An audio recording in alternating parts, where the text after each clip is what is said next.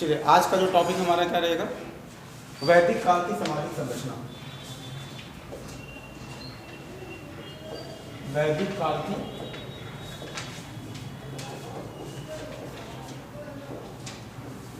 सामाजिक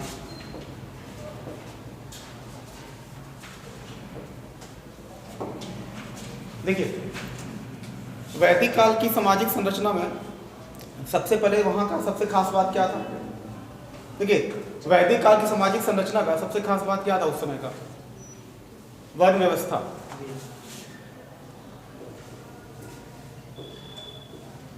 वर्ण सिस्टम। अब ये वर्ण व्यवस्था क्या होता है? वर्ण का मतलब क्या होता है? एक तरह से कलर, और व्यवस्था का मतलब क्या होता है? सिस्टम। अब ये समाधि वैदिक काल के समय में वर्ण व्यवस्था लाया गया था, यानी कि वर्ण व्यवस्था जो लाया गया था वो लाया गया था किस आधार पे? आर्य जो थे और जो अनार्य थे। अनार्य कौन थे? आर्य के अलावा, है ना। तो आर्य चूंकि रंग में कैसा होते थे? गोरे। और आमतौर पे अनार्य कैसे होते थे? काले। आप समझ में आ रहा है? तो स्टार्टिंग में जो वर्ण व्यवस्था था वो रंग के आधार पर लाया गया था, गोरे और काले। तो आर्य जो था, आर्य के क्या थे? गोरे रंग के थे, और अनार्य क्या थे? काले। समझ रहे हैं? ये वर्ण व्यवस्था का ये शुरुआत के आधार था, बिल्कुल स्टार्टिंग का। लेकिन अगर हम बात करते हैं आगे चल के क्या हुआ, इसी वर्ण व्यवस्था की एक चीज और जुड़ गया, चतुर्वर्ण व्यवस्था। ये शुरुआत का पेज है, चतुर्वर्ण। अब ये जो चतुर्वर्ण व्यवस्था जो है उसमें क्या क्या आ जाएगा? ब्राह्मण, क्षत्रिय,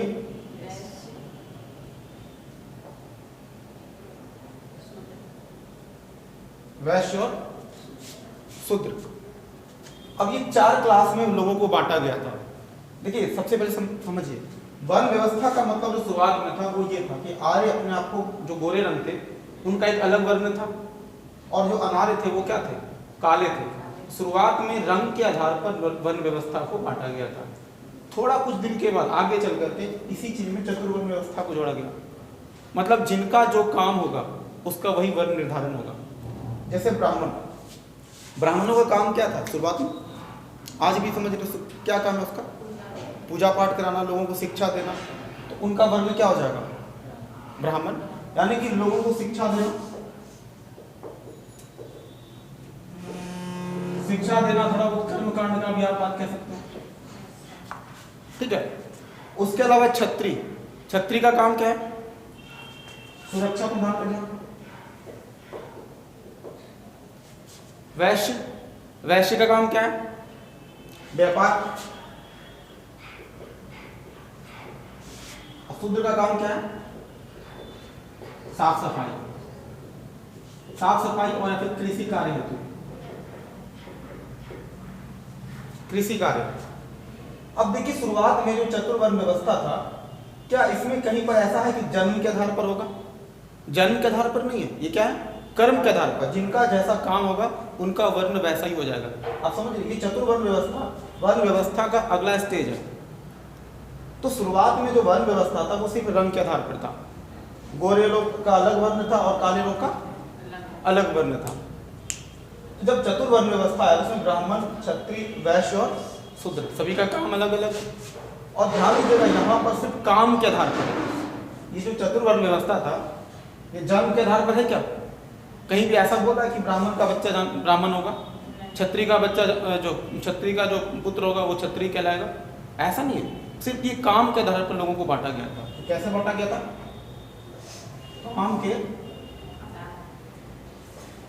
ये जो वर्गीकरण हुआ था वो कर्म के आधार पर हुआ था। लेकिन यही चल के अभी चूंकि वैदिक काल का पढ़ रहे हैं ना, जैसे ही उत्तर वैदिक काल हम पढ़ेंगे, उत्तर वैदिक काल में हम क्या देख रहे हैं? जन्म के आधार पर हो जाएगा। तो यही चीज जो वर्ण व्यवस्था में कर्म के आधार पर, काम के आधार पर था, उत्तर वैदिक काल में क्या हो जाएगा? जन्म के आधार पर। उत्तर वैदिक काल में, यानी कि लगभग कब की बात करें, 600 BC के आसपास, मतलब 1000 BC के आसपास आप कह सकते हो, या 600 BC के आसपास भी आप कह सकते हो, उत्तर वैदिक काल, मतलब 1000 से लेकर 600 BC।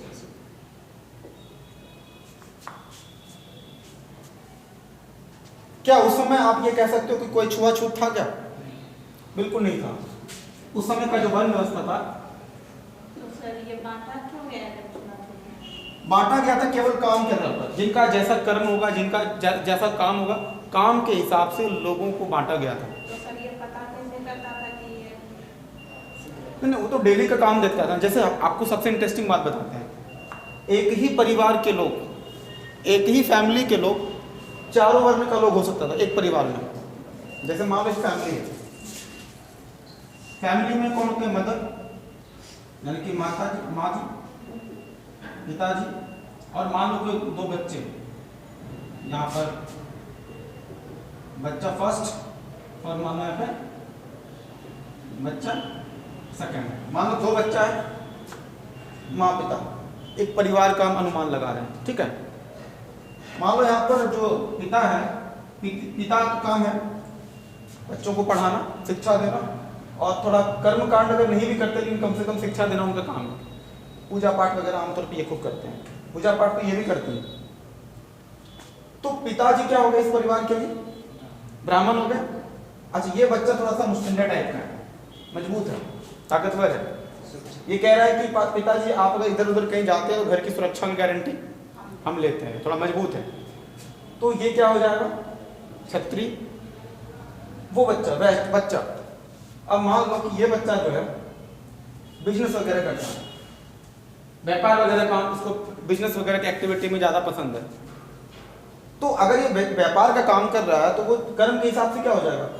वैश्य। अच्छा, माता जी का काम क्या है? घर का साफ सफाई करना, खाना पीना बनाना। अच्छा, खेत में बुनाई कटाई के लिए भी चल जाती थी वो कभी कभी। तो ये काम क्या हो गया? आपको क्या लग रहा है, ये केवल एक ही काम करती थी क्या?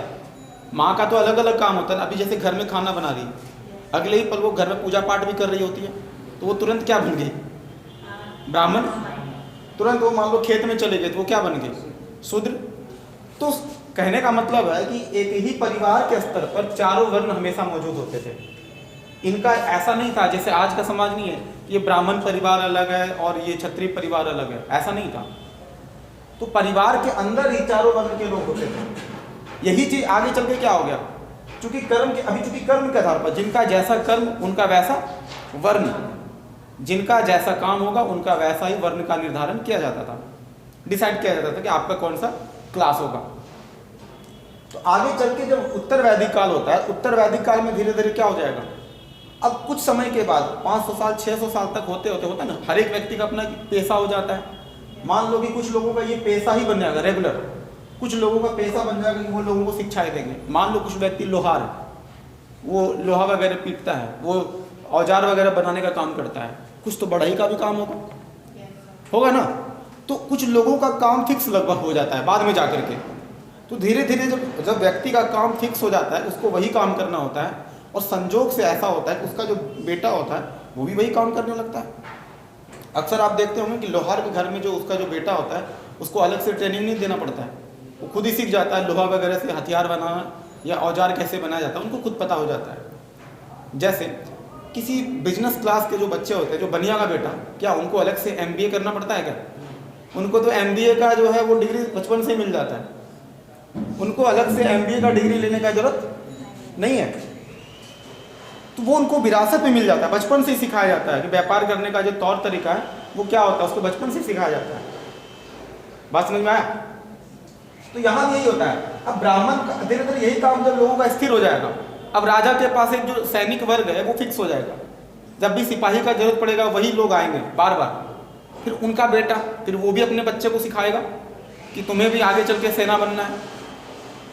तो देखो, चूंकि एक परिवार के स्तर पर जब कोई काम होता है ना, तो उसमें लोगों को एक्स्ट्रा ट्रेनिंग देने का जरूरत नहीं पड़ता है। जैसे डॉक्टर का बेटा को अगर डॉक्टर बनाना हो तो वो थोड़ा ज़्यादा ईजी होता है, क्योंकि वो बचपन से ही वो देखते आ रहा है अपने फादर को कि वो इंजेक्शन वगैरह लगा रहे हैं, दवाई वगैरह लिख रहे हैं। तो वो जो छोटा बच्चा होता है वो बचपन से ही बहुत सारा चीज़ देखते देखते समझ जाता है। आपने कभी कभी ये सुना है, एक मजाक के तौर पे कहा जाता है कि भारत में तो कंपाउंडर को डॉक्टर भी बोला जाता है। ये कैसे बन जाता है वो डॉक्टर? हालांकि देखो लीगली वो डॉक्टर नहीं होता है, लेकिन क्या होता है ना कि वो प्रैक्टिस करते करते करते करते इतना सारा वो प्रैक्टिस कर चुका होता है, मतलब कई सालों तक जब एक्सपीरियंस हो जाता है तो आमतौर पे जो काम डॉक्टर करता है वो काम वो भी करने लगता है। तो ये अनुभव के आधार पर होता है। तो परिवार के स्तर पर जब बचपन से ही बच्चों को ट्रेनिंग अगर मिलेगा, वो आगे चल के वही काम करेगा ना जो उसके परिवार के स्तर पर काम मिल रहा है। यही हुआ। शुरुआत में तो एक ही परिवार के स्तर पर लोगों का ये चारों व्यवसाय हो सकता था कि नहीं, बिल्कुल होता था, लेकिन वहां पर सिर्फ काम के आधार पर होता था, कोई भेदभाव नहीं था, छुआछूत नहीं था। उस समय ऐसा नहीं था कि शूद्र से कोई भेदभाव करता था, कुछ भी ऐसा नहीं था। लेकिन आगे चल के वैदिक काल में ये चीज क्या होने लगेगा, छुआछूत बढ़ने लगेगा, उनके काम के आधार पर लोगों से घृणा करने लगेगा। और ये चीज उत्तर वैदिक काल में जाकर के होता है। तो वही कहता है कि उस समय, अच्छा वर्ण व्यवस्था के हिसाब से छुआछूत था कि उस समय के लिए छुआछूत नहीं था। अच्छा, लोग जो रोजगार मिलता था, लोगों को जो रोजगार मिलता था, अच्छा रोजगार पाने के लिए आपके अंदर क्या होना चाहिए, एबिलिटी भी तो होना चाहिए। तो रोजगार जो लोग करते थे वो योग्यता के हिसाब से करते थे, योग्यता और इच्छा के अनुसार, दोनों चीज का ध्यान रखा जाता है। उस समय लोग जो जॉब करते थे, अब जिनका जैसा एबिलिटी होगा वो वैसा ही काम करेंगे ना। अब जैसे हमें पढ़ाना आता है तो मेरा योग्यता क्या है, पढ़ाना, और प्लस हमको पढ़ाना अच्छा भी लगता है, तो ये क्या हुआ, इच्छा, मन भी लगता है ना। तो रोजगार के लिए कोई वो वैसा बंदिश नहीं था कि आपको जो काम आपको पसंद आता है, जिस काम को करने में मजा आता है आप वही काम करो, कोई दिक्कत नहीं है, कोई मतलब रिस्ट्रिक्शन नहीं था। आज आप गौर करना, कई सारे ऐसे लोग हैं जिनको होना चाहिए था किसी और डिपार्टमेंट में, किसी और पेशा में होना चाहिए, अब वो किसी और पेशा में काम कर रहे हैं। उदाहरण के रूप में आप बताते हैं, सरकारी स्कूल में कुछ ऐसे मास्टर से भेंट हुआ है जो बहुत पीटते हैं बच्चों को, वो पढ़ाते कम है पीटते ज़्यादा हैं। उनको पीटने में ना एक अलग ही विश्वास रहता है, उनको लगता है कि जब तक बच्चों को जो 4 सुताई दोगे ना ढंग से, बच्चा सीखने वाला नहीं। तो अब देखो, मास्टर साहब को होना चाहिए था कहाँ, सेना वगैरह में होना चाहिए, तो हट्टे कट्टे भी है मास्टर साहब, सिपाही जैसे मतलब कि हैं, आर्मी के जैसे दिखते भी हैं, और उसी तरह का रॉब भी झाड़ते हैं, सॉफ्टनेस वैसा है भी नहीं। बच्चा थोड़ा सा लेट आया, 2 मिनट लेट आया, 1 मिनट लेट आया, बच्चे को कम से कम 4 घंटा मुर्गा बना दिया। अब 4 घंटा अगर बच्चा मुर्गा बनेगा, तो सोचो बच्चे का चटनी हालत कैसा हालत हो जाएगा, चटनी बन जाएगा, वो मुर्गे का सारा रस निकल जाएगा। हाँ, तो ये होता है बहुत सारे लोगों को। अब वो क्या करें, उनका जॉब लग गया, अब उनको सैलरी मिलता है, वो काम करते हैं।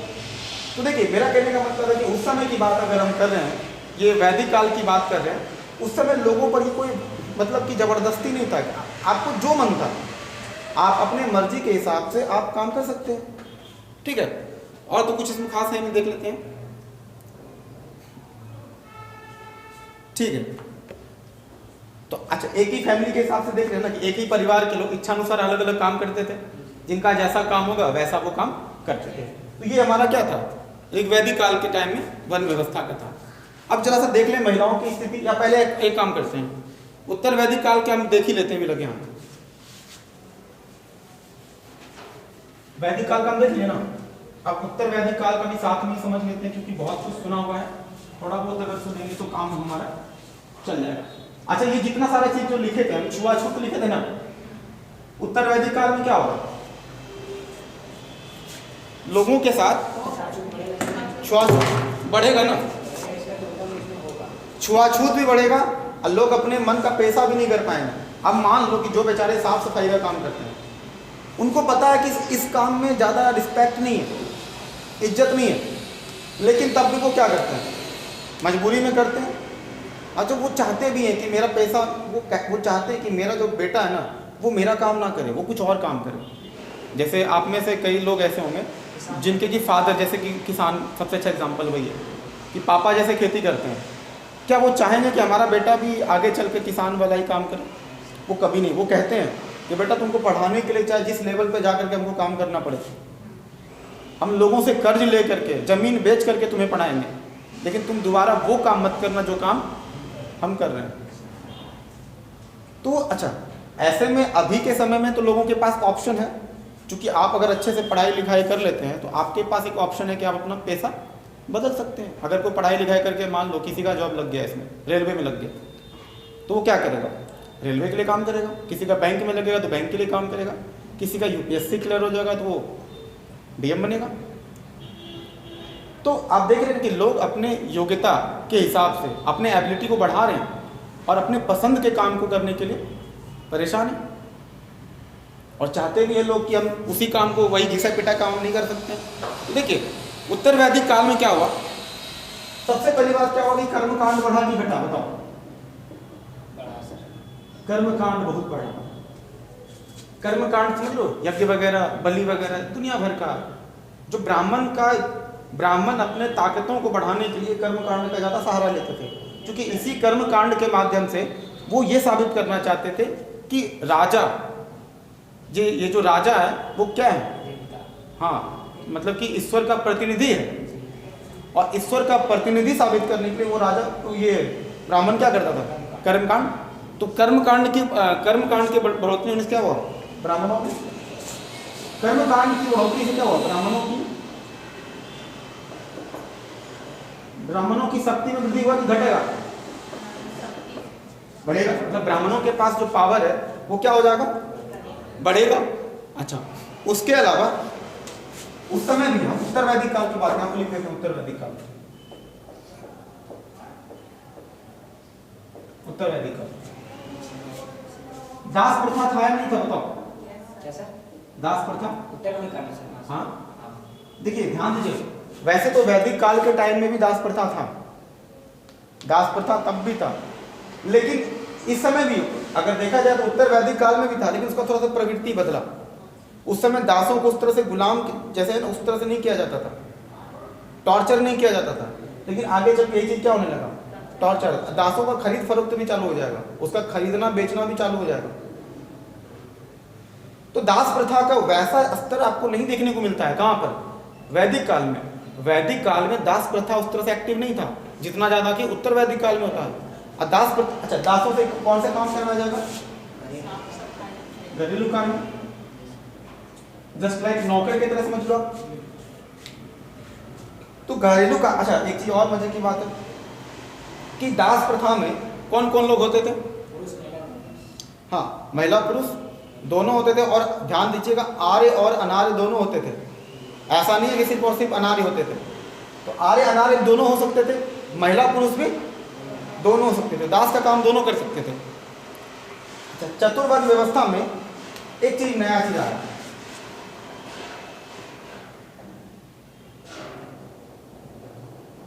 अब जैसे देखिए, ये ब्राह्मण है,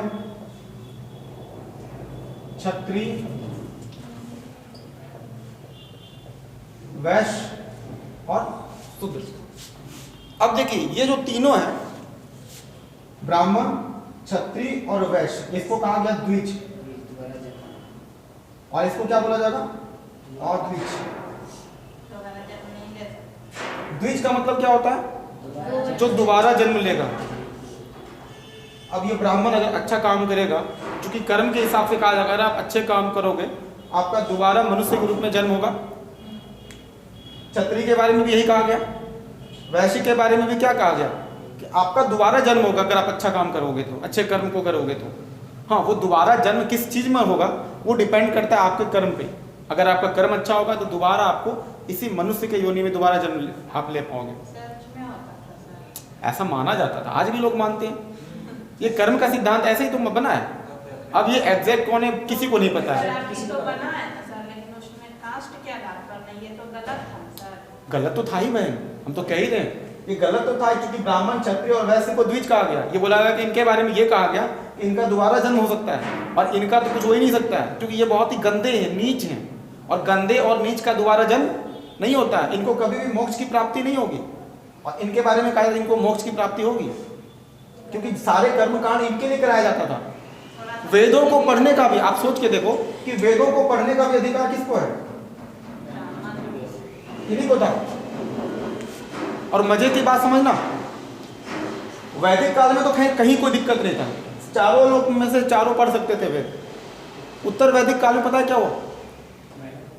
ब्राह्मण क्षत्रिय वैसे तो पढ़ सकते हैं, लेकिन इनमें जो महिला है, महिलाओं को वेद पढ़ने का अधिकार नहीं था, वो वेद नहीं पढ़ सकती है। आप देख रहे हो कितना अजीब सा एक स्थिति हो गया। मतलब पुरुषों को सारा अधिकार था, आप वेद पढ़ेंगे कोई दिक्कत नहीं है। मतलब जो हालत वेद के मामले में शूद्र का और महिला का, शूद्र में भी महिला हो या फिर जो ब्राह्मण क्षत्रिय वैसे में भी जो महिला है, मतलब महिलाओं की स्थिति और शूद्रों की स्थिति लगभग एक जैसा हो चुका था। वेद पढ़ने का अधिकार दोनों में से किसी के पास नहीं था। अच्छा, इसके अलावा देखते हैं कि इस काल में गोत्र प्रथा जो है प्रतिष्ठित हुआ इसी टाइम। अब ये गोत्र प्रथा क्या होता है? अब ये गोत्र प्रथा कहता है कि आपको एक ही गोत्र में शादी नहीं करना है। शादी करना है सर? नहीं करना है। एक गोत्र में विवाह नहीं करना है। इसके पीछे का लॉजिक समझिएगा बात को ध्यान से। निषिद्ध है। एक निषिद्ध का मतलब होता है नहीं करना, है ना। हम जानबूझ के ऐसे भाषा का इस्तेमाल किए क्योंकि थोड़ा सा कुछ नए शब्दों से आप परिचित होइए। निषिद्ध का मतलब होता है रोका गया, नहीं करना। अब समझिए, सबसे पहले समझिए गोत्र क्या होता है। गोत्र का मतलब आप एक तरह समझिए कि जो कुल होता है ना, कुल, जैसे कि आपका जो पिछला पीढ़ी है, आपके पूर्वज का नाम को यहाँ पे दिखाया जाएगा। जैसे आमतौर पे जो गोत्र प्रथा होता था, जो गोत्र होता है किसी ना किसी ऋषि के नाम पर होता था। मतलब आपके अगर पूर्वज में से किसी कोई ऋषि वगैरह है, जैसे कि मान लो कि जैसे भार्गव, वशिष्ठ, विश्वामित्र, बड़े थे ना ये सब, गौतम, ये सब क्या है? हम लोगों का जो पूर्वज ऋषि मुनि है, चूंकि हम लोग उन्हीं के वंशज हैं। तो आपका जो पूर्वज है कौन सा ऋषि है? यानी आपका जो पूर्वज है उसके पूर्वज में कौन सा ऋषि है? ऋषि का नाम, यानी जो ऋषि मुनि का नाम है उन्हीं के नाम पे गोत्र का नाम पड़ता है, ऋषि के नाम पे। किसी का क्या हो सकता है? वशिष्ठ हो सकता है, किसी का गौतम हो सकता है, किसी का भार्गव हो सकता है। ये हम लोगों के पूर्वज हैं। अब ये थोड़ा अजीब बात है कि इनके भी तो कोई ना कोई पूर्वज होगा निश्चित रूप से। अगर आप पीछे का हायरार्की जाएंगे तो सभी का पूर्वज कौन है? अमीबा। सबका पूर्वज तो वही है ना। अब कोई अपना पूर्वज का नाम अमीबा तो बोलेगा नहीं, क्योंकि निश्चित रूप से अगर आप इंसान हैं तो कहीं ना कहीं से अगर आप पीछे का हायरार्की अगर जाएंगे तो शुरुआत तो सबका एक ही है ना, सब तो एक ही जनरेशन से ना आगे बढ़े हैं। लेकिन जो गोत्र प्रथा था ये वैदिक काल में था ही नहीं, ये बाद में इसको स्थापित किया गया था ऋषि के नाम पर। क्योंकि आपने पहले भी पढ़ा था ना, विश्वामित्र के बारे में पढ़ा था, और किन के बारे में पढ़े थे? एक और वशिष्ठ और विश्वामित्र था ना, दोनों था ना। वशिष्ठ भी थे, विश्वामित्र के बारे में भी देखे थे, जो कि वैदिक काल में ये जो कई सारे जो सूक्ति वगैरह था, जो छंद था, वो इन्हीं ऋषियों के द्वारा रचना किया गया था ना। जैसे जो गायत्री मंत्र है, गायत्री मंत्र किसके द्वारा किया गया था? विश्वामित्र के द्वारा किया गया था। तो विश्वामित्र के जो जनरेशन वाले जो आएंगे उनका गोत्र क्या होगा? विश्वामित्र। या फिर जो गौतम ऋषि के जो वंशज हैं उनका नाम क्या होगा? उनका गोत्र क्या हो जाएगा? गौतम। जो भार्गव ऋषि के जो जनरेशन में आएंगे उनका नाम क्या हो जाएगा? भार्गव। तो आपका गोत्र हो जाएगा भार्गव। तो गोत्र प्रथा पहले नहीं था। तो गोत्र प्रथा लाने का रीजन क्या, आप जरा समझिएगा ध्यान से। कहता है एक ही गोत्र में विवाह नहीं करना चाहिए। अच्छा, पहले लोग करते होंगे कि नहीं? इसका मतलब अभी मना कर रहा है, इसका मतलब पहले तो एक ही गोत्र में लोग शादी करते थे। अच्छा, बड़ा अजीब सा लगेगा आपको सुनकर। इसके पहले के समय में क्या लोग चचेरे ममेरे फुफेरे भाई बहन में शादी नहीं होती थी? होती होगी कि नहीं? जिस समय लोग कबीला में रहते होंगे आपस में एक वैवाहिक संबंध या फिर शारीरिक संबंध कुछ तो ऐसा होगा, क्योंकि अगर ऐसा फिजिकल रिलेशनशिप था नहीं तो फिर जनरेशन आगे बढ़ा कैसे? तो क्या उस समय लोग रिश्ते देखते थे? क्या वो मानते ही नहीं थे उस तरह का रिश्ता, उस तरह का वैसा कुछ था ही नहीं। अच्छा, गोत्र सिस्टम में आने की वजह से क्या हुआ कि अब लोगों को ये बोला, जैसे मान लो ये कबीला और एक कबीला दूसरे जगह पर, अगर सोचो इस कबीला का व्यक्ति शादी वादी इसी कबीले में अगर करेगा तो इसका कभी भी साम्राज्यवाद होगा क्या? इसका जो कबीला है, कबीले का साइज कभी बढ़ेगा? अब ये यहीं का व्यक्ति है, यहीं पे शादी कर रहा है आस पास में, तो इसका रिश्ता आमतौर पर क्या होगा? इसका आसपास के लोगों से इसका कनेक्शन होगा। लेकिन अगर आपके कबीले का साइज अगर बढ़ाना है तो आपको क्या करना पड़ेगा, दूसरे कबीले वाले से संबंध बनाना पड़ेगा। तो संबंध कैसे बढ़ाओगे, वैवाहिक संबंध। क्योंकि साम्राज्यवाद करने का दो तरीका है, ध्यान दीजिएगा। साम्राज्यवाद, कॉलोनिज्म या इंपेरिज्म कहते हैं उसको ना, अपने क्षेत्र का, हाँ इंपेरिज्म बढ़ाना। अब आप एक चीज बताना, दूसरे के जमीन को आप दो तरीके से हड़प सकते हो। जी सर। एक तो बलपूर्वक, दूसरा नहीं, एक तो हो गया ना हाँ सर। बल के साथ, और दूसरा शांति के साथ। शांति। शांति के साथ इन द सेंस की मतलब पीसफुल इमोशंस के साथ। अब ये इमोशनल रिलेशन कैसे बनेगा, शांति के साथ कह सकते हो और इमोशन के साथ कह सकते हो। अब मान लो कि इस कबीले को साइज इसका बढ़ाना है, अब ये लाठी के दम पे इसको हरा नहीं सकता है, तो क्या होगा, एक काम करो कि यहाँ के लोग वहाँ से वैवाहिक संबंध, अब इन लोगों को अगर रिस्ट्रिक्शन कर दिया जाएगा कि आपको अगर शादी करना है तो शादी अपने कुल में आप नहीं कर सकते हो, शादी करने के लिए आपको दूसरे कुल में ही जाना पड़ेगा और दूसरा कोई ऑप्शन नहीं है। तो इसका रीजन यही था सर, समाज बिल्कुल बिल्कुल, वही तुम समझाना चाह रहे थे इतना देर से। ये सबसे बड़ा लॉजिक यही था, एक गोत्र में शादी करने को जो मना किया जाता था, और आज भी जो ब्राह्मण जो पंडित लोग बोलते हैं कि एक गोत्र में शादी नहीं करना, इससे अशुभ होता है, फलना ढिमकाना, दुनिया भर का चोचलापंथी करता है। उसके पीछे क्या यही लॉजिक है? तो सर मुस्लिम में होता है ना। हाँ, तो कुछ होता है दिक्कत। कभी आपने सुना कि वो लोग क्या गोत्र वगैरह देखते हैं क्या? अच्छा, कुछ लोग बहुत ही अजीब नज़र से बोलते हैं कि मुस्लिमों में देख लो चचेरे भाई बहन में शादी कर लेता है। अरे भाई, वो बहन जब मानता ही नहीं है तो फिर वो शादी क्यों नहीं कर सकता है? आप जबरदस्ती तो नहीं कहोगे ना कि नहीं, तो जैसे हम लोग मानते हैं आपको भी मानना पड़ेगा। कितने गिरे हुए तुम लोग हो, चचेरी बहन में शादी कर लेते हो, मौसेरी बहन में शादी कर लेते हो। हालांकि एक चीज़ ध्यान देना, सारे लोग वैसे नहीं करते हैं, मुस्लिमों में भी कई लोग हैं कि थोड़ा दूर में शादी करते हैं। लेकिन अच्छा एक चीज़ सोच के देखना, अगर नज़दीक में हम किसी को बचपन से जान रहे हैं कि वो व्यक्ति कैसा है, वो रिश्ता ज़्यादा अच्छा होगा कि दूर वाला ज़्यादा अच्छा होगा? दूर वाला ज़्यादा अच्छा होगा। नज़दीक वाले को हम ज़्यादा अच्छे से जानते हैं ना, उस लड़का का पूरा हिस्ट्री, बायोलॉजी, सारा चीज़ जानते हैं कि लड़का का खोपड़ी कैसा है ना, तो उसके बारे में हम ज़्यादा बेहतर बता पाएंगे। और दूर वाले के तुक्का है, मतलब आपने किसी से सुना, किसी रिश्तेदार के पास कि फलाना लड़का इस जॉब में है, सब ठीक ही है, आप भी अनुमान लगा रहे हो, वो कह रहा है तो ठीक ही बोल रहा हो।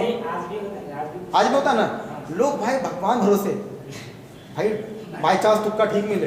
लड़की बेचारी भी अचानक से लड़का को जब पहली बार मंडप पर देखती है, बरमाला लेते हुए, मतलब बरमाला तो ये लेकर के होती है, देखते नहीं साला यही है, इसी से करना है, कैसा होगा पता नहीं। अचानक ही अभी के समय में तो लोग फ़ोन वगैरह पे कांटेक्ट करके लोग बहुत कुछ जान ही जाते हैं। तो सर देखा जाता है। हाँ, अब तो अच्छा बात है कि कम से कम लोग देखा सुनी करके जो है सब चीज़ कराते हैं। लेकिन उसमें भी पापा सब गुस्सा आता है सर, नहीं तुमको देखना नहीं है। हाँ, होता है सर, यही पुराना परंपरा। हाँ। तो अरे पापा जी को समझाना कि पापा जी अब साम्राज्यवाद थोड़ी करना है, अब हमें अपने कबीले का विस्तार थोड़ी करना है। अरे एक समय की बात था कि लोग साम्राज्यवादी दृष्टिकोण से लोग लेते थे। हाँ, भरोसा, अरे पापा जी कैसे, मतलब ठीक है भरोसा तो आप पर है ही हमको, लेकिन अब किसी के साथ हमको पूरा लाइफ जीना है, और जब दोनों में अगर खटपट होगा उस समय तो आप बच जाओगे कि तुम दोनों समझो। पापा जी का देखने का नजरिया थोड़ा अलग है। बिल्कुल अलग है। अब वो आएंगे, मान लो लड़की को देखने, वो लड़की का क्या देखेंगे, लड़की गोरी है कि नहीं, फिर परिवार वाले की हैसियत, मतलब मेरे है बराबर समतुल्य है कि नहीं। अच्छा, दूसरा बात है लेन देन देने लायक है कि नहीं, ये देखता है ना। अच्छा, कुछ चौपट टाइप का जो लड़का होता है, कुछ ऐसे भी चौपट टाइप का लड़का है जो कि लव मैरिज में भी दहेज को घुसेड़ देते हैं। अब देखो कि लड़की भी मान लो बैंक में है, या मान लो लड़का भी बैंक में है, आमतौर पर शादी सहमति से होनी चाहिए बराबर, मतलब कि 50-50 का मामला होना चाहिए, लेकिन नहीं, कई जगह पर ऐसा होता है कि उस लड़की वाले को भी दहेज देना पड़ता है। फिर काहे का लव मैरिज, तो इसको चौपट मैरिज कहते हैं, मतलब मैरिज ही ना करे वो कहीं बेहतर है। मतलब दो व्यक्ति को एक साथ, तो शादी क्या है, एक कॉन्ट्रैक्ट होता है, समझौता, कि दो व्यक्ति मिल करके आपस में ये समझौता करते हैं कि हमको एक जगह रहना है, आज से हम दोनों का एक ही घर होगा, सब चीज़ एक होगा। कहते हैं दो जिस्म और एक जान, ये होता है शादी का जो असली मतलब होता है। लेकिन उसके बीच में उस दो व्यक्ति को एक साथ रहने के लिए जो प्रायोजन होता है, जो लंबा चौड़ा जो कर्मकांड होता है, समझ रहे हो आप ना, कि लड़की वाले मतलब कि हाँ लड़की वाले लड़का वाले के फादर से बात करा, लड़का का बाप थोड़ा ऐसा इस रॉब में होता है, उसका तो कॉलर ऐसे खड़ा होता है, और लड़की वाले थोड़ा होता ऐसे होता है, तो थोड़ा कम कर दीजिए। बड़ी जतन से अपनी बेटी को पाले हैं 21-22 साल तक, बहुत इन्वेस्ट किए हैं इस पर, इन्वेस्टमेंट के बाद आपको हम दे रहे हैं, तो इसको हल्के में मत लीजिएगा। हालांकि बाद में जाकर के वो लड़की भी ठीक ठाक समझा देती है, समझ रहे हो। अगर लड़की थोड़ा सा तेवर वाली अगर हुई ना, तो जितना वो दहेज लिया था, ठीक है, वो जो लड़का है जितना उसके फादर दहेज लिया था, सारा सूद समेत बाद में वापस कर लेती है। वो बाद में वो अलग से गुप्त दान होता है, गुप्त तरीके से, कोई दिक्कत नहीं होता, उस समय उसको चाहिए। हाँ बाद में ये समझ रहे हो ना कि शादी के लिए, शादी एक समझौता ही तो है दो व्यक्ति के लिए, बस वही होता है कि कई सारे लोग एक जगह होते हैं। तो वैदिक काल के टाइम में भी लोग शादी करते थे, लेकिन उतना चोचलापंथी नहीं था। और एक गोत्र में शादी नहीं करने के पीछे का जो असली लॉजिक क्या था, अपने कबीले के साइज को बढ़ाना है। ये कबीला के आदमी दूसरे कबीला से अगर रिश्ता रखेगा, इससे क्या होगा, दोनों में रिश्ता अच्छा रहेगा, और धीरे धीरे कबीले का साइज क्या होगा, दोनों मिला जाएंगे। अब मान लो कि इसका फूफा यहाँ, इसका मौसी यहाँ, चाचा ताऊ सब रिश्तेदार आपस में बन गए, एकदम घटम घट हो गया खिचड़ी, समझ रहे हो। जीजा यहाँ साला यहाँ, किसी का साला यहाँ तो जीजा यहाँ, दोनों कबीला। अब ऐसे में रिश्ता क्या होगा, बेहतर होगा, और कबीले का साइज क्या हो जाएगा, तो राजा के पास विल पावर क्या होगा, बढ़ेगा ना। अगर राजा को जब भी सेना सिपाही का जरूरत होगा, उसको यहाँ से भी मदद मिलेगा। आगे चल के आप पढ़ना, जब बिंबिसार, बिंदुसार, अशोक वगैरह का पढ़ना, उन लोगों की जो शादी होती है वो कहाँ होती है, इसी तरह आसपास में होता है ना, नज़दीक में होता है उनकी। जैसे कि जब बिंदुसार या बिंबिसार का पढ़ना, उनको दहेज में पूरा बहुत सारा क्षेत्र मिल जाता है, जागीर वगैरह। तो दहेज का मामला उसके बाद फिर धीरे धीरे चालू होता है। अब जमीन का कुछ टुकड़ा यहाँ के लोग यहाँ के लोगों को देंगे दहेज में, हाँ बिल्कुल था, लेकिन वैसा लेवल भी नहीं था जैसा कि आज है। दहेज का जो है वो प्रक्रिया थोड़ा अलग था, ठीक है। तो ये तरीका था उस समय। तो गोत्र प्रथा, अच्छा हाँ आज ऐसे इतना देगा तब तो जाएंगे भाई, मार्केट रेट है, फिक्स है। मतलब कि आर्मी के हो तो 10-12 लाख से स्टार्ट होता है। हाँ सर, मेरी दीदी के शादी में नहीं आ रहा था, लगन जो होता है ना देने के लिए, हाँ सर कितना 1 लाख बाकी था सर, टोटल 7 लाख दिया था, मतलब टीचर 8 लाख दिया, मतलब अब 1 लाख बाकी था, तो नहीं आया उस दिन देने के लिए। हाँ पैसा भी ट्रांजेक्शन किया भैया तब सोचिए, रिश्ते जब पैसों पे बिकता है तो वो रिश्तों में कितना दम आप ढूंढते हो। सबसे बड़ी बात है कि हम किसी और को देख करके तो उसको बुराई कहते हैं, लेकिन जब बारी खुद की आती है ना, तो फिर हम भी वही करते हैं बदला। बहन को उतना हम दिए थे तो भाई में कैसे नहीं वसूलेंगे। ध्यान देना कि दहेज लेना मर्जी है, मर्जी, समझ रहे हो। और दहेज देना हो सकता है किसी के लिए मजबूरी बन जाए। हाँ सर, बनता है। आप अंतर समझिएगा, मजबूरी और मर्जी में फर्क है। हो सकता है बहन के लिए आपको देना पड़ जाए कभी कभी, क्योंकि जैसा आप सोचते हैं उस दिमाग का अगर कोई लड़का ना मिले तो फिर तो आपकी बहन कुमारी ही रह जाएगी। जिस समाज में हम रह रहे हैं उस हिसाब से बात कर रहे हैं। अच्छा, सबसे पहला सिचुएशन तो ये होना चाहिए कि ये जो अरेंज मैरिज का जो सिस्टम, वो सिस्टम ही चौपट टाइप का है। थोड़ा सा बेहतर क्या होना चाहिए, लव मैरिज को प्रमोट करना चाहिए, बिल्कुल करना चाहिए, क्योंकि लव मैरिज ही एक ऐसा तरीका है जो डॉरी को कंट्रोल कर सकता है। अगर लोग अपने पसंद का शादी अगर करने लगेंगे तो फिर वहाँ दहेज बीच में आएगा क्या? दहेज बीच में बहुत ही कम आने का चांस है, क्योंकि लोग अपने पसंद का शादी कर रहे हैं और वहाँ पर दहेज का ज़्यादा इशू नहीं होता। अच्छा, दूसरा बात है, आपको किसी और से शिकायत भी नहीं होगा। आप अपने पसंद से की हो तो आपको कोई शिकायत होगा कि कैसा करवा दिए हो। अरेंज मैरिज में होता है जो अगला होता है ना, जो सारा रिश्ता कराता है, उसको तो कितना पानी पी पी कर लोग गाली देते हैं कि कैसे यही करवाए थे, यही मिला था अपना मेरा किस्मत खराब करने के लिए। तो जिंदगी भर का उसको ताना सुनना पड़ता है। तो जो कहते हैं कि लव मैरिज जो होता है, दहेज का सबसे अच्छा अल्टरनेट है, चाहे वो आपकी सिस्टर हो चाहे आप खुद ही क्यों ना। अगर उसके पसंद का कोई लड़का उसको ठीक लग रहा है, हाँ, लेकिन अगर आप जाति और धर्म का चश्मा लगा के बैठे हुए हो फिर भूल जाओ। लेकिन ये भी होता है ना सर कि लव मैरिज करने के बाद मतलब जो है समाज के ऊपर, समाज किससे बनता है? समाज अभी का समाज और आज से 10 साल पहले का समाज में फ़र्क नहीं है। अभी के समाज में अगर आपसे कोई लड़का अगर लव मैरिज करके आता है, वो कहेगा हम अपने पसंद का शादी करके आए, आपको ज़रा सा भी दिक्कत होगा? कभी दिक्कत आपको? यार बहुत बढ़िया काम किया, यार एक नंबर, अच्छा काम किया, अपने मर्जी की शादी की हो। यही चीज़ अगर 5 साल 10 साल पहले इसी सोसाइटी में आके अगर कहता, आपके फादर लोगों के एज क्या बात हम कह रहे हैं, उस समय लोग ऐसे ही रिएक्ट करते क्या? बोलते यार तुमको माँ बाप का ख्याल नहीं आया? पहले क्या बोलते थे? तुमको माँ बाप के सपनों का कुछ ख्याल नहीं आया, तुमने माँ बाप के अरमानों पे पानी फेर दिया। भाई क्या की, शादी तो की है, और क्या की है? शादी करने कोई पाप थोड़ी है। और ऐसा हम कब बोले कि माँ बाप को हम सेवा नहीं करेंगे या उनके साथ हम नहीं रहना चाहते हैं? लेकिन करना चाहिए सर, लेकिन गार्जियन के थ्रू से भी करना चाहिए। बेहतर ये होना चाहिए कि सबकी रजामंदी हो, ये सबसे अच्छा कंडीशन है कि अगर वो नहीं माने आप उनको मनाओ।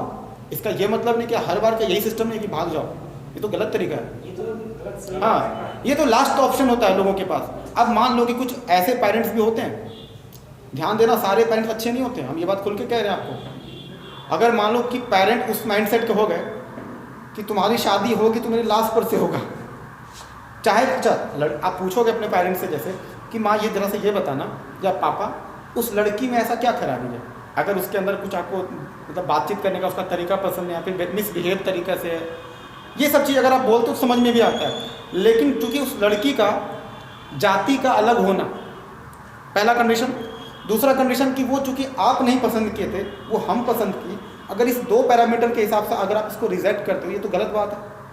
हाँ, अगर कहोगे ना कि इसको बोलने चलने का ढंग नहीं है, मेरा रिस्पेक्ट नहीं करती है, तुम्हारा भी नहीं करेगी, मतलब उसके कैरेक्टर को लेकर हम बात करें तो फिर समझ में आता। लेकिन अगर उसका कहीं कुछ है ही नहीं, कोई प्रॉब्लम ही नहीं है, सिर्फ उसका जाति और उसके चूँकि अपने पसंद से आप कर रहे हो और इस वजह से उसको रिजेक्ट किया जाए, तो यहाँ पर तो आपको बात करना पड़ेगा अपने फादर से। अच्छा, अगर मान लो ऐसे में कि वो कसम खा के ही बैठे मानेंगे ही नहीं, कुछ भी हो जाए, तो ऐसे में क्या कर लेना चाहिए? अभी कर लो, 2-4 साल बाद वो मान जाएंगे, ठीक है? क्योंकि अगर आप उनको एक बात, आपके पास 2 ऑप्शन है, 1000 कस्में और वादों का सहारा लेकर के जो इनको आपने तैयार किया था या आपको उन्होंने तैयार किया था, जो रिश्ते के एक विश्वास के आधार पर जो तय हुआ था कि दोनों मिलकर एक समय के बाद शादी करेंगे। अच्छा, आपने प्रॉमिस किया था और आपके माँ बाप मान नहीं रहे, तो ऐसे में अगर आप उनकी बात को फॉलो मानते हो तो इधर के प्रॉमिस क्या हो गया? खत्म। मतलब कहीं ना कहीं आप दूसरे को क्या कर दिए? चीट कर दिए।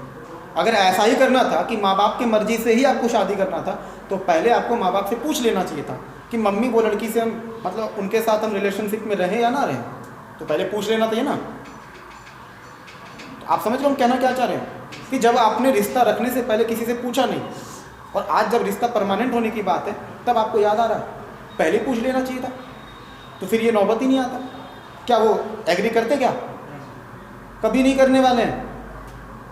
तो देखो ये समाज समय के हिसाब से बदलता है। कल के डेट में जैसे आप माँ बाप बनोगे तो कम से कम वैसा नहीं करोगे जैसा हो सकता है आपके माँ बाप, अच्छे माँ बाप भी होते हैं वो नहीं करते हैं, और कुछ जो बुरे माँ बाप होते हैं वो खुद करते हैं। पुरानी फिल्मों का देख लो, 90s की फिल्मों में हीरोइन को कैसे कमरों में बंद कर दिया जाता था और फिर पता नहीं कहाँ से एक साड़ी उसको दे दिया जाता था कि मतलब कूद के उसी से नीचे बाहर ना हो जाना है। तो अब देखो कहने का मतलब है कि शादी करना, अपनी पसंद का विवाह करना, ये संविधान में अधिकार है आपका, समझ रहे हो? ये मूल अधिकार है। और अगर आपको मूल अधिकार से कोई वंचित करता है वो गलत है।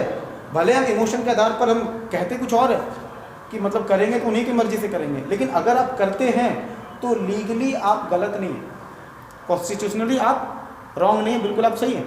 अगर आप अपने पसंद का शादी से कि अभी जो चल रहा है ये कौन सा चल रहा है, लव जिहाद वगैरह टाइप का कि कोई मुस्लिम हिंदू में शादी करेगा तो उसको तमाम तरह के, हाँ तो अच्छा वो टीना डाबी और क्या नाम था उनका, क्या नाम था उनका, आमिर से जो शादी हुई थी। अब उन दोनों की शादी जब हुई तो कैसे जो है तांडव मचाए थे लोग, बवाल मचाए थे लोग, देखो हिंदू मुस्लिम में शादी करे। भाई इससे खूबसूरत तो हमारे देश के लिए कोई एग्जाम्पल ही नहीं हो सकता है। अगर आप देखोगे तो वो भले रिश्ता चले ना चले, देखो रिश्ता किसी का भी टूट सकता है आगे चल के, इसकी कोई गारंटी नहीं ले सकता। क्या अपने जाति धर्म में जो लोग शादी करते हैं उनके रिश्ते नहीं टूटते हैं? क्या टूटते हैं कि नहीं? लेकिन लोग किसको ज़्यादा नोटिस करते हैं? जो समाज के जो परंपरागत जो नियम चलता है उसके खिलाफ जो खड़ा होता है ना, उसको लोग ज़्यादा टारगेट करते हैं। क्योंकि सोसाइटी के रूल के हिसाब से अगेंस्ट था वो शादी, जो भारतीय समाज में था, एक मुस्लिम का एक हिंदू से शादी होना, लोगों को लगा यार ये तो बहुत गलत हुआ। अच्छा, यही इसी तरह से लोग सानिया मिर्जा की जब शादी पाकिस्तान में हुई थी शोएब मलिक से, लोग तब भी जो है तांडव मचा रहे थे, बताओ भारत में इसको लड़का नहीं मिला, पाकिस्तानी से शादी कर ले तुम, छी छी छी छी छी। खेसारी लाल जेल भी गया था सर। हाँ? उसके ऊपर जो गाना गया था ना सर, हाँ। वो जेल भी गया था। किसके ऊपर? सनिया मिर्जा के ऊपर हाँ, क्या किया गया था? गाना नहीं गया था सर खेसारी लाल, हाँ हाँ हाँ, जेल भी गया था। ओ हाँ, याद आ गया, सही सही, वो घटना याद आ गया कि सानिया मिर्जा के ऊपर जो गाना गया था उसके वजह से उसको जेल जाना। सही किया, एकदम सही किया भाई। किसी का लाइफ को यार कुछ तो छोड़ दो। मैं उसकी पसंद का है शादी, देखो अभी चीज़ को सारा तांडव ना शादी के मामले में अटकता है। भाई शादी तो कर रहा है, जब दोस्ती कर रहा था तब तो किसी को दिक्कत नहीं था, और शादी करते सब चौधरी बनने लगता। नहीं, शादी तो होना चाहिए जो रूल रेगुलेशन है। दोस्ती में रूल नहीं चलेगा, शादी में रूल चलेगा। समझ रहे हो बात को? तो ये सारे जो दकियानुसी सोच है, इससे देखो एक पढ़े लिखे जो लोग होते हैं उनसे यही उम्मीद किया जाता है, ये इन सारे जो शैडो माइंडसेट इससे थोड़ा बाहर निकलने का कोशिश करें, ना कि फिर वही तो फिर तो आप कहाँ जंगली तब भी थे, जंगली आज भी होता। फर्क क्या रहा? अगर आपका सोच विकसित नहीं हुआ तो फिर इंसान में जन्म लेने से कोई फायदा नहीं है। ये स्टिकर समझते हो ना, ये जाति धर्म ये सब स्टिकर है। अगर ये सब बात अगर पापा लोग बोलेंगे बोलेगा कि उनको फालतू पढ़ा है, यही होता है कि तो पापा ये कहते हैं, देखो पापा आमतौर पे क्या कहते हैं कि पढ़ लिख के ना तुम लोग बौला हो गए हो, पगला गए हो, पगला गए हो। तो ठीक है ना, अब हम क्या बोले? अब यहाँ पर पापा सही है, अब आप सही है, तो आपको भी समझ में आ रहा है कि सही तो यही कह रहा है हर मामले में। देखो हाँ, या फिर ये कहेगा ज़्यादा पढ़ लिया है। भाई ज़्यादा नहीं पढ़ा है, जितना पढ़ना था उतना पढ़ा है। अगर वो नहीं पढ़ता तो आज ये जो सड़ा गला जो रूल रेगुलेशन है वो चलते रहेगा। तो ध्यान देना कि जो रूल आपके मामले में सेट होता है वही आपके सिस्टर के मामले में भी सेट होता है। अगर आप दूसरे जाति धर्म में शादी करने के लिए आपको अगर अपने वाले में कोई दिक्कत नहीं होता है तो आपको अपने सिस्टर के मामले में भी दिक्कत नहीं होना चाहिए। क्योंकि अगर आपको किसी दूसरे जाति धर्म में कोई पसंद करता है, सपोज दैट, तो आपकी सिस्टर को भी कोई कर सकता है कि नहीं कर सकता है? तो उस समय ऐसा ना कि तलवार निकाल लेना, त्रिशूल निकाल देना कि हम तो करेंगे शादी, कोई दिक्कत नहीं है। लेकिन बहन के मामले में हम बन जाएंगे का ठेकेदार। देखिए जो रूल आप पर होता है, लागू होता है, वही आपके सिस्टर पे, वही आपकी फैमिली पे भी लागू होता है। तो ध्यान दीजिए कि जिस दिन लोग ये समझ लेना कि इंसान ज़्यादा बेहतर जरूरी है, भाई खोपड़ी अच्छा होना चाहिए उसका, वो किस जाति का है, किस धर्म का, उसका क्या आचार डालना है उसका, लड़का अच्छा होना चाहिए, इतना काफ़ी है। अगर इतना लोग सोचने लगे ना तो शादी में इतना सारा दिक्कत होगा ही नहीं। सिर्फ दहेज वगैरह तो ऐसे ही उड़ जाएगा हवा में, फिर तो दहेज वगैरह कोई चोचलापंती नहीं होगा। हाँ, और भारत की सभ्यता और संस्कृति का जो हवाला देते हैं ना कि देखो प्रेम विवाह गलत है, तो भाई प्रेम विवाह का इतना एग्जाम्पल है, कृष्ण और राधा तो सबसे बड़ा एग्जाम्पल है जो हमारे सभ्यता और संस्कृति में चल रहा है। शिव और पार्वती का देख लो ना, क्या प्रेम विवाह नहीं था वो? तब तो लोगों को बड़ा अच्छा लगता। अच्छा, भारतीय समाज में एक समस्या ये भी है कि जब वो सिनेमा में देखते हैं नायक और नायिका को प्रेम करते हुए, उनको बड़ा अच्छा लगता है, वाह वाह वाह। और लास्ट में अगर किसी कारणवश फिल्मों में अगर नहीं मिल पाते, शादी नहीं हो पाती है, तो लोग बड़ा अफसोस करते हैं, काश दोनों मिल जाते, दोनों की शादी हो जाती। वो तो जैसे एक फिल्म आया था तेरे नाम में, लास्ट में जो है वो लड़की जो है, लड़का मर जाता है, लड़की मर जाती है, लड़का पागल हो जाता है। तो लोगों को बड़ा बुरा लगा, ये गलत हो गया, ठीक है। लेकिन जब मामला होता है रियल लाइफ की बात होता है, रियल लाइफ से जैसे आप निकलते हो और मान लो आप ही की सिस्टर हो या आपके अगल बगल कोई भी हो, जब आपको उसके बारे में पता चलेगा ना कि इसका किसी लड़के के साथ अफेयर वगैरह, अफेयर कहा जाता है उसको, अफेयर, जबकि उसके लिए सबसे अच्छा शब्द क्या है? रिलेशनशिप है। अफेयर कहा जाता है उसके बारे में कि उनके साथ उसका अफेयर है, उसको बड़ा ही गलत नज़र से देखा जाता है। कि फिल्मों में तो बड़ा अच्छा लगता है। अच्छा, रियल लाइफ में अगर वो कहीं किसी से मिलने चला गया, उसमें लोगों को बड़ा बुरा लगता है। अच्छा, मिलने के लिए भी उसको कैसे कैसे टाइम में जाना पड़ता है कभी कभी, कि जब दुनिया सो रही होती है तब उनको लगता है यही अच्छा टाइम है, क्योंकि दिन भर तो सब ठेकेदार इधर उधर घूम रहा है, मिलने देगा नहीं। अच्छा, रात होता है तब वो जाएंगे मिलने के लिए, उसमें भी डर है कि अगर गलती से वो पकड़ा गया, कुछ भी हो सकता है उस समय। पहले तो जम के सुताई लगेगा। अच्छा, अब अलग अलग माहौल पे, आइए बैठिए उधर से, आइए। अभी 4 बजे से होगा, हाँ बैठिए तब तक पीछे वाला बेंच पे, ठीक है। तो आप समझ रहे हैं कि ये सामाजिक व्यवस्था में देखो आज़ादी क्या होता है। आज़ादी, हमको समाज से आज़ादी नहीं चाहिए, हम ये नहीं करेंगे वो समाज से कटना है, समाज से कोई मतलब नहीं है। आज़ादी का मतलब वो नहीं होता, आज़ादी का मतलब होता है कि समाज में रहते हुए हमको आज़ादी चाहिए। हमें शादी करना है, किससे करना है, वो उसमें कोई ज़्यादा अड़चन ना लगाए, रिस्ट्रिक्शन ना करे। भाई हमारे पसंद का है, जब सीता जी अपने पसंद का शादी कर सकते हैं, राधा अपने, क्या नाम है उनका, रुक्मणी जब अपने पसंद का कर सकते हैं, पार्वती अपने पसंद का कर सकते हैं, तो फिर हमें क्यों? तो नहीं, वो लोग करेंगे तो ठीक है, आप नहीं कर सकते हो। क्यों भाई? पूजा तो आप उन्हीं का करते हो। तो किसी के विचारों को मानना अलग बात है। और रियल कहते हैं कि फिल्मों में केवल अच्छा लगता है वो, बाकी रियल लाइफ में जहाँ बात होता है वहाँ पर दिक्कत ज़्यादा होने लगता है। ये समझ में आया? गोत्र प्रथा मेरे ख्याल से बहुत ज़्यादा डीप हो गया है ना, बहुत ज़्यादा डीप हो गया। और आप समझ लोगे कि ये गोत्र प्रथा को समझाते समझाते ही कई सारे आपको सोशल इश्यूज भी बता दिए कि दहेज के मामले में अगर कभी लिखने के लिए आए, खुलकर लिखिए और बेहिचक कि प्रेम विवाह में दिक्कत है। हम ये नहीं करें कि सारा चीज़ अच्छा होता है। देखिए, कहते हैं कि लोग प्रेम विवाह टूटता क्यों, उसके पीछे देखिए लॉजिक क्या है। अरेंज मैरिज और लव मैरिज में, लव मैरिज थोड़ा सा कम सक्सेसफुल होता है आमतौर पर तुलना के साथ। अब इसका मतलब ये नहीं है कि मतलब कि गलत है, समझिएगा। अरेंज मैरिज में क्या होता है ना कि जब मान लो कि पति पत्नी में झगड़ा होता है तो दोनों के तरफ से जो है रिश्ते को ठीक करने के लिए दोनों तरफ से लोग एक्टिव होते हैं। उधर परिवार वाले लोग भी तो ससुराल वाले भी होते हैं। दोनों मिल करके लड़की लड़का को समझाते हैं, अरे यार होता है, थोड़ा बहुत गलती होता है, मैनेज करो, साथ में रहना सीखो। दोनों तरफ से जो है कोशिश कर रहा है कि ये रिश्ता बचा रहे और अच्छा रिश्ता बना रहे। प्रेम विवाह में क्या होता है, आप क्यों अपनी मर्जी से, वो भी क्या अपनी मर्जी से, तो दोनों को सपोर्ट मिलेगा? नहीं मिलेगा। अच्छा, अगर रिश्ते खराब होते हैं तो कोई, अच्छा सब मिलकर ताना देंगे आपको, देख लो अपने से किए थे, कैसा किए थे। अच्छा, लड़की वाले को भी ताना मिलेगा, लड़की को भी ताना मिलेगा, यही मिला था, घर वालों से बगावत करके तुमने यही पाया। अच्छा, फिर एक दूसरे के खिलाफ भी लड़ेंगे, तुम्हारे लिए हम क्या क्या नहीं किए। लड़की लड़का को ताना दे रही है, अच्छा लड़का भी लड़की को ताना दे, तुम्हारे तो हम भी तो घर से भागे थे। अब लड़की भी कह रही, लड़का भी कह रहा, दोनों को एक दूसरे से शिकायत है, लेकिन सॉल्यूशन है क्या? सॉल्यूशन नहीं दिख रहा। और ऐसे में रिश्ता क्या हो जाता है, टूटने के कगार पर पहुंच जाता है। ध्यान दीजिए, शादी के लिए सबसे ज़्यादा इंपॉर्टेंट है खोपड़ी। अगर दो व्यक्ति के बीच अगर खोपड़ी मैच कर रहा है तो उनका लव मैरिज करा दो या अरेंज मैरिज करा दो, कोई फर्क नहीं पड़ता है, वो रिश्ता चल जाएगा। और अगर दो व्यक्ति के बीच का खोपड़ी मैच नहीं कर रहा है तो उसका कोई भी शादी करा लो, लव मैरिज हो या अरेंज मैरिज, दोनों ही सिचुएशन में टूट कर रहेगा। या अगर मान लो कि नहीं भी टूटता है अरेंज मैरिज में, तो कम से कम समझ लो कैसा ज़िंदगी जिएगा पता है, कि बस शादी सिर्फ नाम के लिए, साथ में रहता है लेकिन बात नहीं होती है, अच्छा बिहेवियर नहीं है, दोनों में कभी भी लड़ाई हो जाती है, समझ रहे हो। तो वो तो उस शादी से बेहतर है कि आप अकेले रह जाते, कहीं ज़्यादा अच्छा था।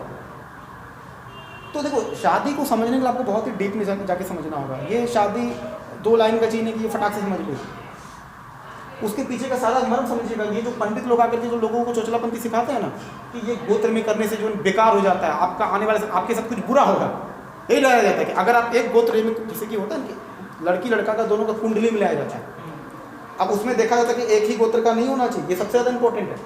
अब एक गोत्र का अगर होगा तो बोलेगा नहीं, ये शादी नहीं हो सकता। क्यों? क्योंकि वो भाई बहन आपस में हो जाते हैं, समझ लो। भाई बहन का मतलब कहा था, जैसे मान लो कि वशिष्ठ का बोलता है कि ये भी वशिष्ठ का आता है, ये भी वशिष्ठ का आता है। अच्छा, दोनों जब एक ही गोत्र के होंगे तो आमतौर पे क्या माना जाता है उसको, भाई बहन है, और भाई बहन में तो आपस में शादी होती नहीं। तो अब ये भाई बहन बोल के बच जाते हैं, लेकिन असलियत क्या है, ऐसा कोई लॉजिक नहीं है। ये समझ में आया पूरा? उसके अलावा थोड़ा बहुत और देख लेते हैं। अच्छा, समाज में 16 संस्कार भी तो आए थे, 16 संस्कार। अच्छा, थोड़ा सा मिटाते हैं ताकि थोड़ा लिखने के लिए भी जो है,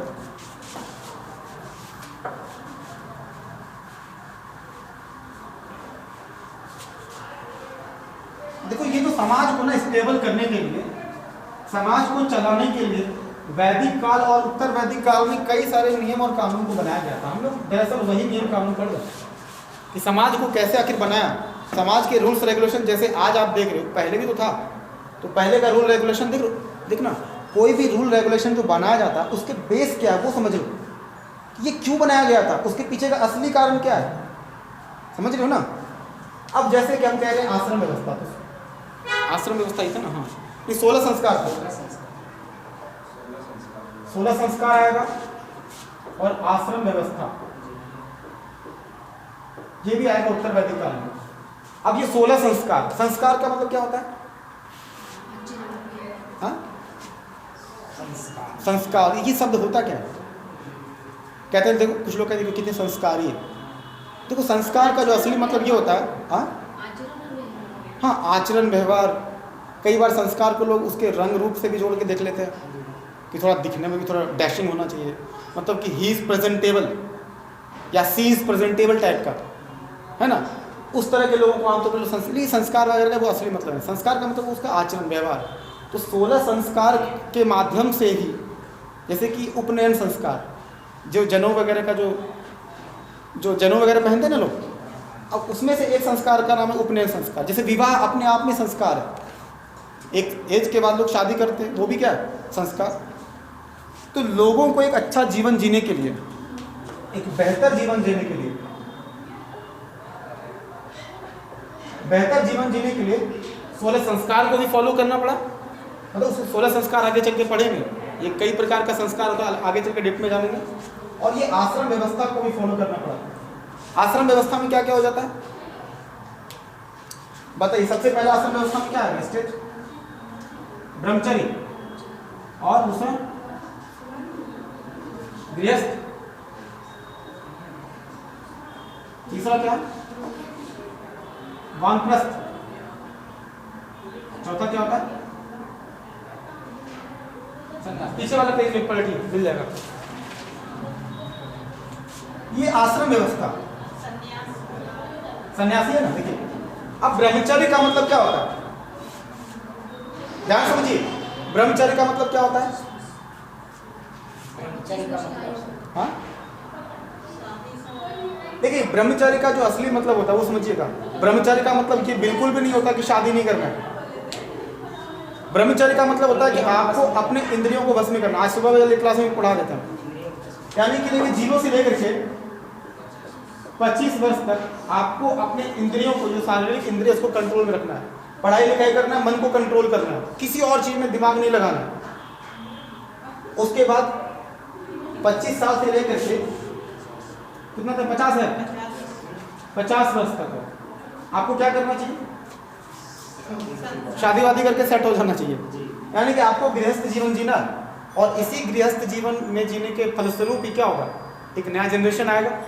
अच्छा, जो नया जनरेशन, जो छोटू, जो चिंटू आएगा, उस चिंटू को फिर क्या करना पड़ेगा, उसको भी ब्रह्मचर्य फॉलो करना पड़ेगा। तो आप ब्रह्मचर्य से निकले, आप गृहस्थ आश्रम में चले गए, मतलब आपको परिवार वगैरह बसा लिए।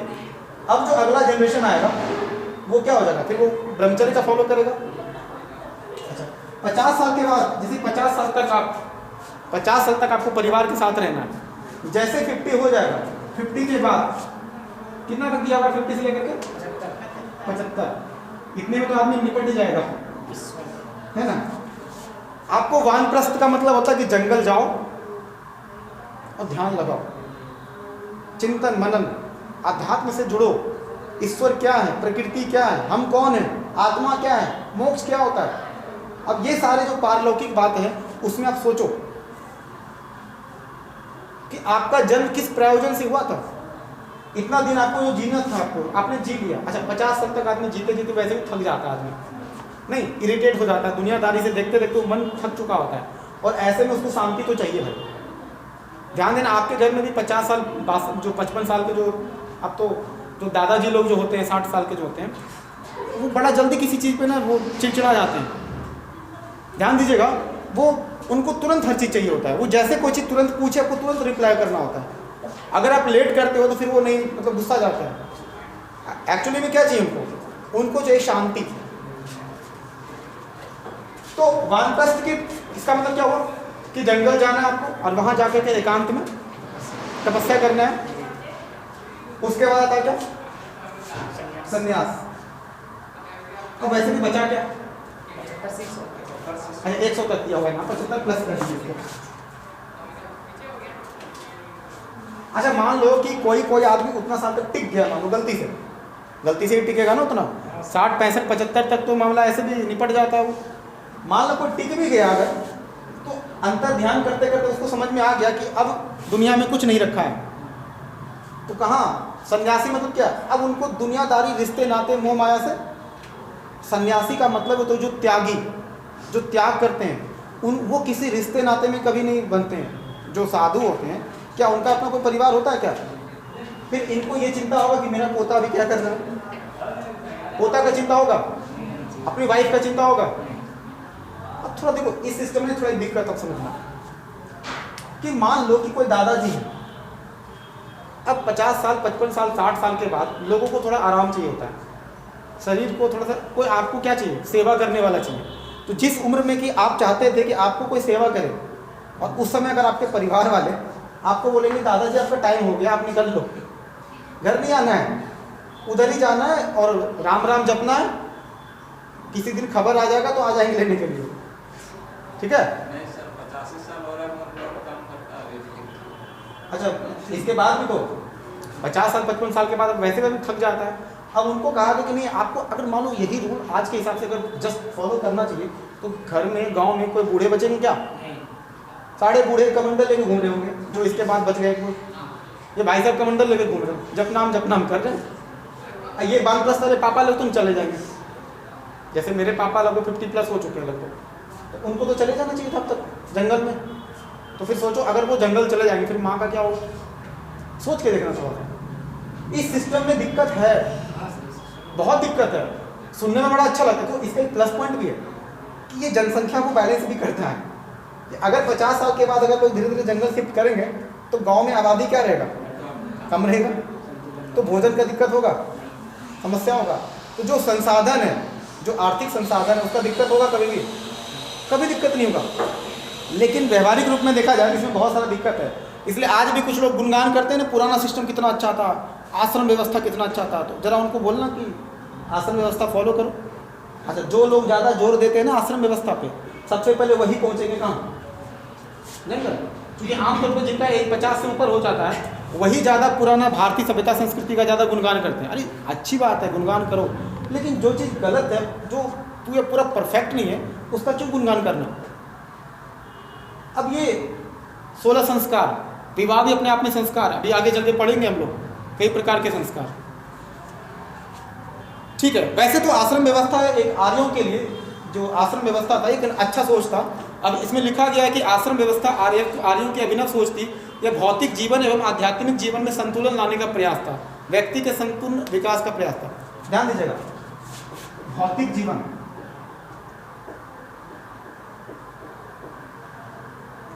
और आध्यात्मिक जीवन,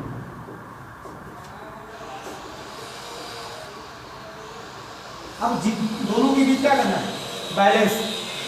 अब तक जो ये वानप्रस्थ ने पहले तो जिया, वो तो भौतिक जीवन ही तो जिया, जन्म लिए, रोज वही खाना पीना खाए, रोजगार किए, अपने बच्चों की परवरिश की, घर बनाए, स्कूल बनवाए, स्कूल में पढ़ाए, मतलब जो हम लोग काम कर रहे हैं ये आमतौर पर क्या है, भौतिक जीवन है। भौतिक जीवन का मतलब इस संसार के लिए हमने जिया। तो अब आपका टाइम क्या जाता है, वानप्रस्थ और संन्यास के माध्यम से यहाँ तक आपने भौतिक जीवन को जिया ना, उसके बाद का जो टाइम है वो क्या माना, तो भौतिक जीवन और आध्यात्मिक जीवन आपने एक ही टाइम में, अपने ही उम्र में, एक ही जीवन काल में आपने दोनों लाइफ को झेला, दोनों लाइफ को आपने जिया। यानी कि कहीं ना कहीं आप क्या कर रहे हो, बैलेंस कर रहे हो अपनी लाइफ को।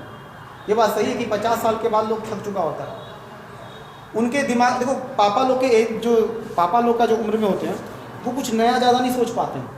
आप गौर करना, वही पुराना जो तरीका है उनका जीने का, उस तरीके में वो सुधार नहीं करना चाहते। वो अभी भी वो सुबह ही उठेंगे, आपके रूटीन के हिसाब से वो नहीं चलेंगे।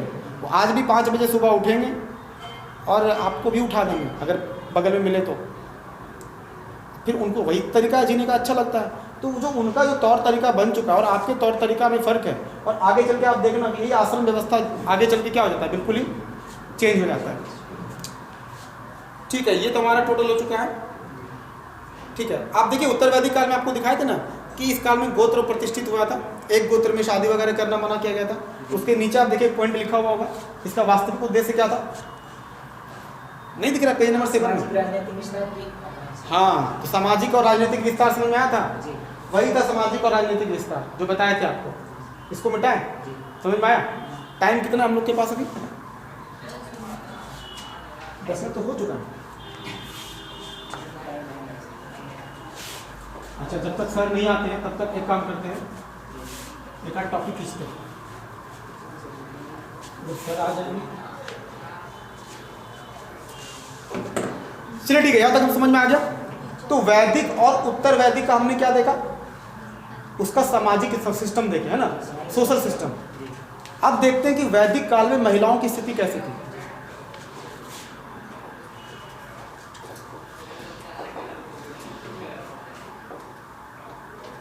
अच्छा बताओ, वैदिक काल के टाइम में महिलाओं की स्थिति अच्छी होगी या बुरी होगी? वैदिक काल के टाइम में अच्छी। अच्छा होगा। अच्छा, और अच्छा होने